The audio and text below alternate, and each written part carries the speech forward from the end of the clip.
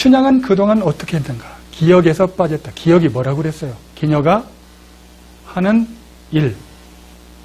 춘향이 나이가 16살로 되어 있으니까 기역을 해야만 돼요. 그런데 빠졌다라고 하는 것이 작품에 나타납니다. 자, 봅시다. 이 부분을 다 읽을 수는 없고 중간 부분을 한번 봅시다. 밀창문 여닫으며 허허 번수님네 이리 오소 이리 오소 들어가세 들어가세. 번수는 당번직이 통인들, 사령들, 당번 같은 사람들입니다. 이들이 와가지고 춘향아 너 점구하니까 가자 변학도가 부른다. 신부로 온 겁니다. 상사의 명령을 받고 그때 밀창문 여닫으며 이렇게 말을 한 것입니다. 여러 번수들 손을 잡고 제 방에 앉힌 후에 어떻게 했는가 봐요. 취하도록 먹인 후에 괴문을 열고, 괴문이 뭐예요? 돈괴. 금고를 열고 돈 단량을 내어놓으며 여러 번수님네 가시다가 술이나 잡수고 가옵소서. 지금 술 먹이는데 또 술 먹으래. 돈 단량을 내놓으며. 그 다음이 중요해요.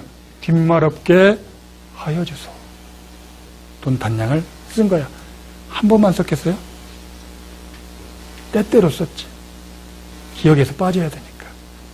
그 옆에 걸 봅시다. 여중화. 1935년에 산문사에서 찍어낸 춘향전의 2본입니다. 번수가 변학도의 명령을 받고 춘향을 데리러 옵니다. 이건 제가 줄거리를 요약해 놓은 거예요. 이에 춘향과 월매는 번수들에게 술과 안주를 한껏 먹이고 돌려보냅니다. 번수들은 변학도에게 꾸중을 듣고 다시 춘향을 데리러 옵니다. 다른 작품하고 똑같아요, 저기는. 그런데 이제 여기가 달라져요. 이에 월매가 발끈 성질을 부리고 번수들도 지지 않고 대든다. 자, 밑에는 우리가 한번 읽어볼 필요가 있어요. 이 자식들, 그럼 돈 넉량 도로 내라.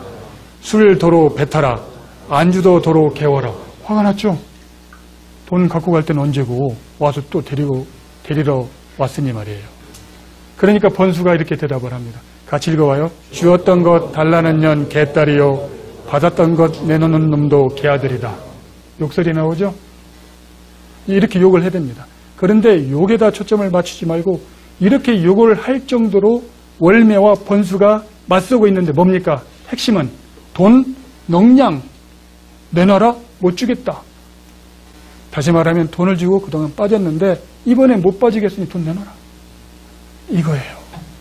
부자 기생이 돈을 써서 자기 딸이 기생이 되는데 기약을 하지 못하게끔 돈을 써서 빼돌렸다. 이러한 사회적 문화적 맥락을 우리가 읽어볼 수가 있는 것입니다. 그러면 춘향은 자기의 정체성을 어떻게 확립해 가는가? 또 그 괴리에 빠지고 그 혼란 속에 빠져 있고 애매하게 끝난다면 작품성은 또 없어지고 맙니다. 이걸 어떻게 극복하는가? 제1단계 기녀가 아니다. 어린 시절 철없는 때였어요. 자부심은 대단했죠. 아름다웠지, 재능도 있지. 이도령의 유혹을 받았고 이도령과 사랑에 빠집니다. 기녀가 아니었어. 기녀가 아닌 존재로 이도령을 만났어요. 그런데 이제 기녀가 돼버려요. 이도령이 떠날 때 그래 나는 기녀야. 어쩔 수가 없어. 그 다음에 변학도의 수청 요구를 받았을 때 그래 나는 기녀야. 이렇게 말을 하는 것입니다. 발악하고 체념하고 기녀임을 인정하는 것입니다. 3단계에서 이렇게 하죠. 나는 기녀가 아니다라가 아니라 기녀인데 기녀도 인간이다. 이걸 내세우는 겁니다. 변학도의 수청 요구를 거절할 때 나 기녀 맞다. 근데 기녀가 정조를 지키는 게 왜 잘못이냐? 라고 항거하는 거예요. 나 인간이다. 한 여성이다. 이걸 내세우는 겁니다. 그리고 오게 갇히고 말죠. 그러다가 암행어사 이도령을 만나게 됩니다. 암행어사 이도령을 만났을 때도 죽음 이유를 부탁해요. 당신을 사랑하다가 내가 죽게 되었으니까 나를 당신이 무덤 있는 옆자리에 묻어주세요. 이렇게 말을 합니다. 옆자리는 아니에요. 솔직히. 먼 발치에 묻어주세요. 원래 남편과 아내 양반들이 있을 때는 남편하고 정실 부인이 나란히 묘자리를 씁니다. 첩은 저 밑으로 가요. 먼 발치. 먼 발치에 내 무덤을 만들어주세요. 나 죽거들랑. 이렇게 말을 해요.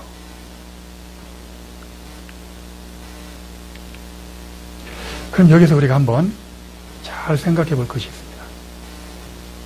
양반 중심의 가부장제라고 하는 것을 한번 주의 깊게 살펴볼 필요가 있어요. 자, 여기서 양반만 생각하세요. 남자만. 양반 남자입니다. 가부장제니까 남자죠? 조선시대는 여자 중심이에요? 남자 중심이에요? 이게 가부장제, 남자 중심. 천민 중심이에요? 양반 중심이에요? 양반 중심. 양반은 두 가지 축이 있어요. 하나는 순수 혈통을 유지해야 돼. 또 하나는 애정, 풍류. 다시 말하면 연애해야 돼. 근데 이거를 한 여자를 놓고 한 게 아니에요. 여자를 둘로 딱 나눴어요. 양반과 여성을 대상으로는 순수 혈통. 그러니까 양반과 여성은 어떤 의식을 가지고 있어야 돼? 정조 의식. 자, 양반 중심의 가부장제, 양반의 의식을 살펴봅시다. 양반과 여성이 순수 혈통을 가져야 되라고 강조했는데 그것을 여자들이 받아들였어. 여자들이 정조 의식을 수용했어. 원래 누구 겁니까? 남자 거예요. 그 다음에 애정풍류 쪽은 어떻게 되냐면 나 연애하고 싶어. 대상이 기생입니다. 그럼 기생들은 뭘 해야 돼? 정조의식 내세우면 돼야 안 돼요? 안 돼요. 기녀의식을 가지고 있어야 돼. 풍류의식을 같이 놀고 향락의 수단이 돼야 되는 것입니다. 그렇게 딱 이원화되어 있어요. 그 왼쪽을 보면은 양반과 여성은 정조의식을 가지는데 한 남편만을 섬겨야 하고 남편을 위해서 절의를 지켜야 되고 남편이 죽으면 따라 죽어야 되고 그러한 사례가 홍열부전 절사라고 합니다. 절개를 지키기 위하여 죽음으로써 지킨다. 남편이 죽으면. 그런 사례들이 조선 후기에 나와요. 홍열부전 그런 내용들을 다루고 있습니다. 또 반대의 사례가 있어요.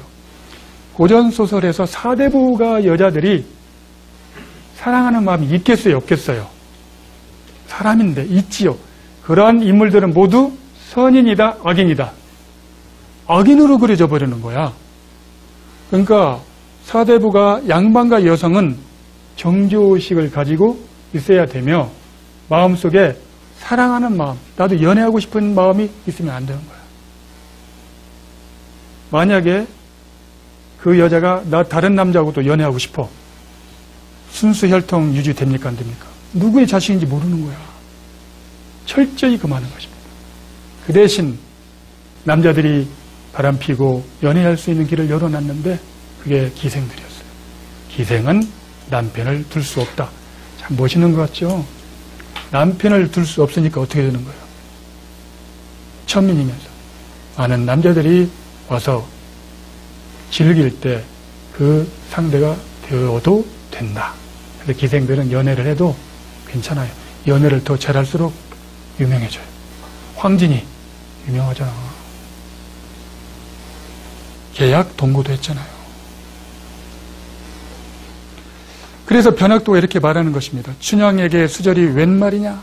이도령이 떠났으니 나의 수청을 들라? 딱 맞는 말입니다. 이도령이 떠났으니까 이제 너 나하고 놀자. 괜찮지 않냐? 아주 그 당시 양반 중심의 가부장제에 사로잡혀 있는 단적인 모델이라고 말할 수가 있어요. 그런데 춘향이 뭐가 문제였어요? 자, 이전에 이 말을 하기 전에 여러분에게 한 가지 말을 하고 싶은 게 있는데 춘향이가 정조를 내세웠기 때문에 여성이 정조를 내세웠기 때문에 보수적이다. 그렇게 진취적이라고 볼 수가 없다. 실제로 이런 평가들을 해요. 특히 여성들, 페미니즘 입장에 선 사람들은 그런 주장을 합니다. 그건 너무나 도식적으로 보는 것입니다. 자, 양반 중심의 가부장제 틀이 굉장히 강하게 뿌리 내리고 있어요. 그러니까 기생은 기녀의식을 가지고 있어야 되고 양반과 여성은 정조의식을 가지고 있어야 되는데 기녀가, 춘향이가 뭐 한다고? 이도령을 향해서 정조를 지키겠대. 오른쪽에 있는 것이 왼쪽으로 오겠대. 그럼 이 틀이 흔들려요, 안 흔들려요? 양반 중심의 틀이 흔들리는 거야. 변학도의 목소리를 다시 한번 들어봐요. 춘향에게 수절이 웬 말이냐? 이도령이 떠났으니 나의 수청을 들라. 왜 이 틀을 깨려고 하는 거야? 이렇게 해석할 수도 있어요. 그럼 하나, 춘향 쪽에서 그렇게 이제 정제를 내세웠어요. 그러면 양반 중심의 가부장제를 흔들려면 왼쪽에서는 뭐 하면 돼요? 양반과 여성이. 그렇죠. 나 순수한 사랑하고 싶어. 그런데 처음에는 애정, 애욕을 드러내는 양반과 여성은 악인이라고 그랬어요. 시간이 흐르면서 악인에서 벗어나는 것이 작품화돼요.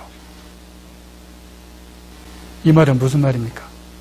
양반 중심의 가부장제가 큰 틀을 가지고 있는데 세부 국면에서는 그 틀을 흔들어 놓는 것이 여자로부터 시작됐다. 둘로 나눠 놨는데 왼쪽에 있는 여성은 오른쪽으로, 오른쪽에 있는 여성은 왼쪽으로 가면서 그 남성 중심의 체제를 흔들었다 라고 말할 수 있는 것입니다. 그러면 춘향의 정조의식은 대단한 거죠. 사회를 흔들어 놓는 의식이 되는 것입니다. 우리가 사회 현상을 하나씩 볼 때는 큰 틀로 보면 안 돼요. 큰 틀도 물론 중요합니다.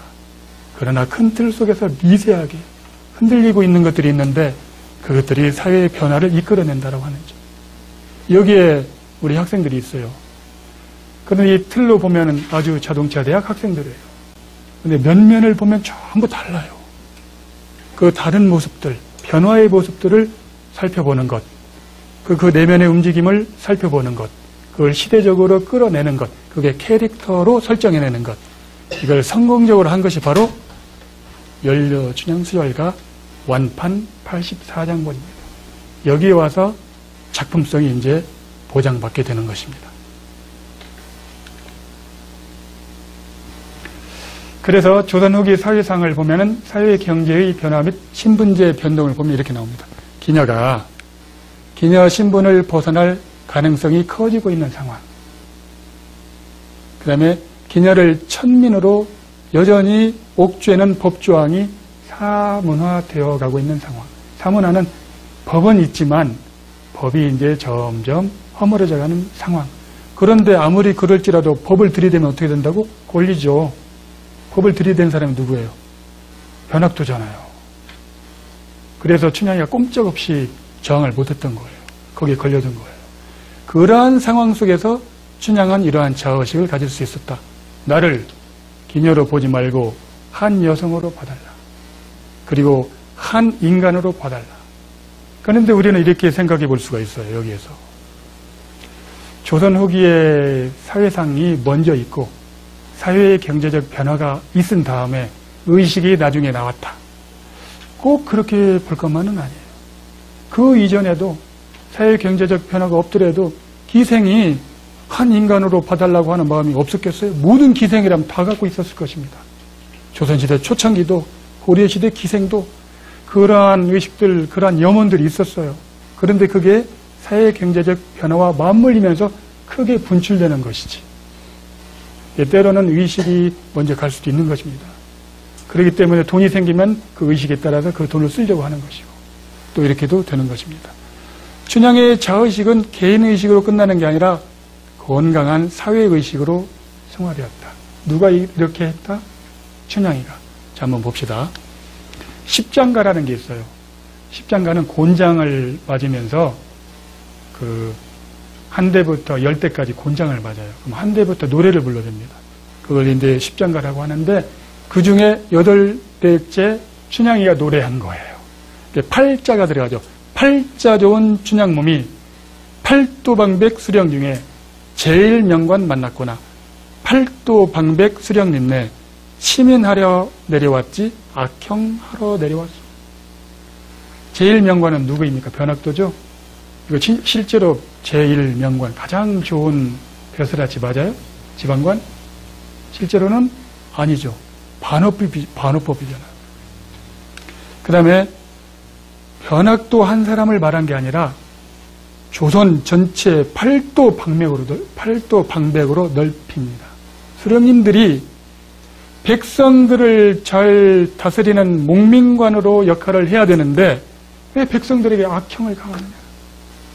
그러면서 춘향은 자기 자신을 봤던 좁은 시각에서 옆에 있는 평민들, 다른 천민들까지 시각 확 넓혀요. 아, 이렇게 고통당한 사람들이 많구나. 이런 것을 보게 되는 것입니다. 그래서 춘향의 자의식은 나중에 역사가 점차 발전감에 따라서 건강한 사회의식으로 자리 잡고 그러면서 조금씩 사회를 바꾸어가는데 큰 도움이 되었다. 이렇게 말할 수 있는 것입니다. 자, 그래서 이제 춘향 캐릭터의 사회문화적 의미를 총 정리해 보도록 하겠습니다. 춘향 캐릭터의 사회문화적 의미. 첫째, 자신의 상황을 운명적으로 받아들이지 않았다. 굉장히 중요해요.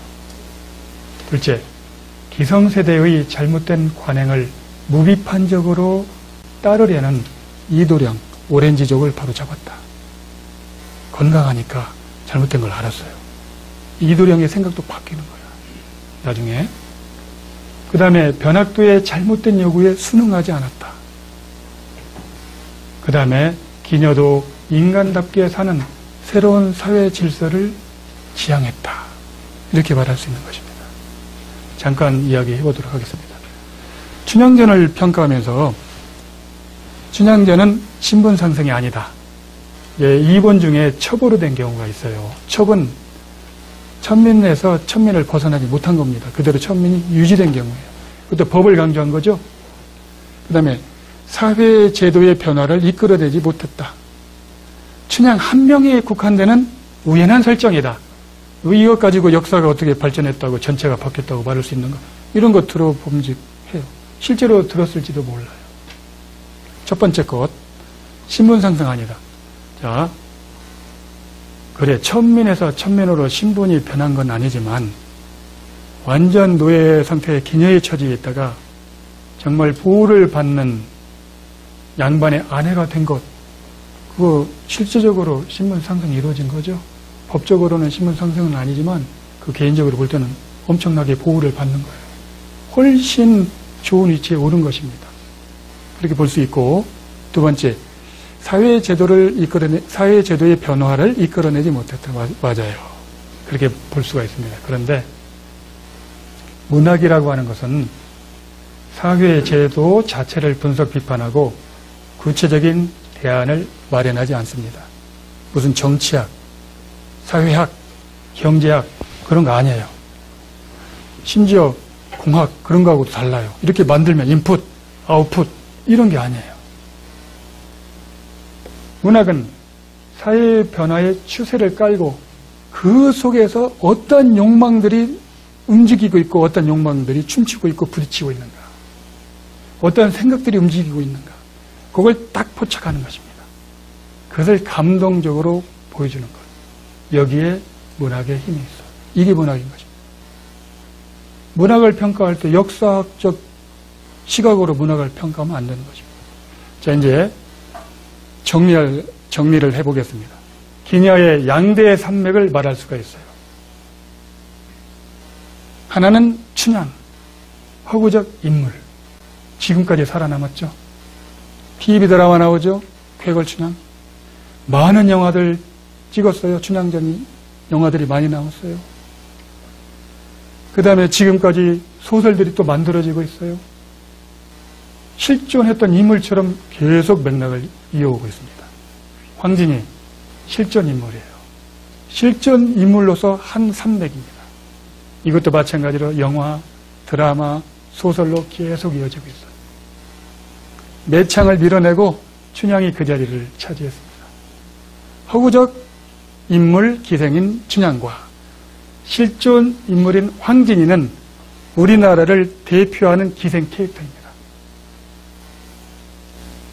다른 기생 가지고 작품을 만드느니 이거 가지고 만드는 것이 오히려 더 성공적일 수 있어요.